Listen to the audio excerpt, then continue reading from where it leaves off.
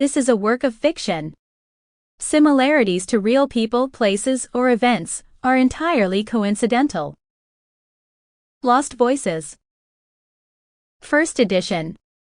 November 1, 2018. Copyright 2018 Victoria L. K. Williams. Chapter 1. The sound of children's laughter, mixed with their squeals of delight as they played in the surf, drew my attention away from the boring meeting I was conducting. The subject of the meeting wasn't boring, it was the participants. They were so stuck in their same routine, I could almost quote verbatim what would be said next.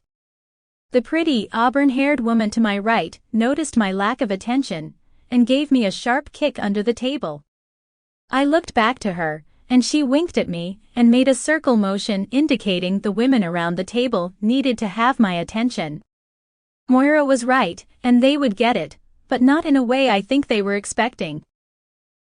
Getting to my feet, I stood and looked at the surrounding women that ranged from the mature, well-dressed club member to the more casually dressed woman that was closer to my own age. I interrupted one of the committee members as she recited the same old details once again. Ladies, I understand that you need to go over this information, but I think we forgot the reason for this meeting. We need to plan this Christmas party for the children, and we need to make it outstanding. Do we really want to do the same old thing that we provide every year? These kids deserve better, and it's up to us to provide it. There was a moment of astounded silence, and I knew I had offended some older committee members.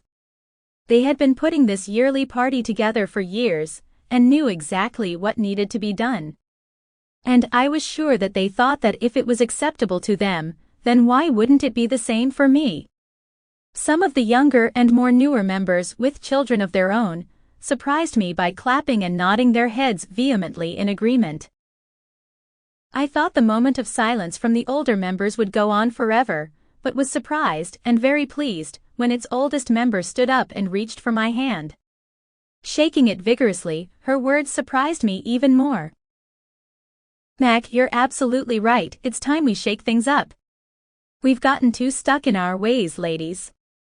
I, for one, think that this should be turned over to the younger women and the women who still have children, and can understand the changes that are going on in our children's lives. Most of us that are beyond the grandparent stage and into great-great-grandparent stages cannot quite comprehend these fast-moving changes. Mrs. Rock, please don't think we want to dismiss your experience and Sample complete. Ready to continue?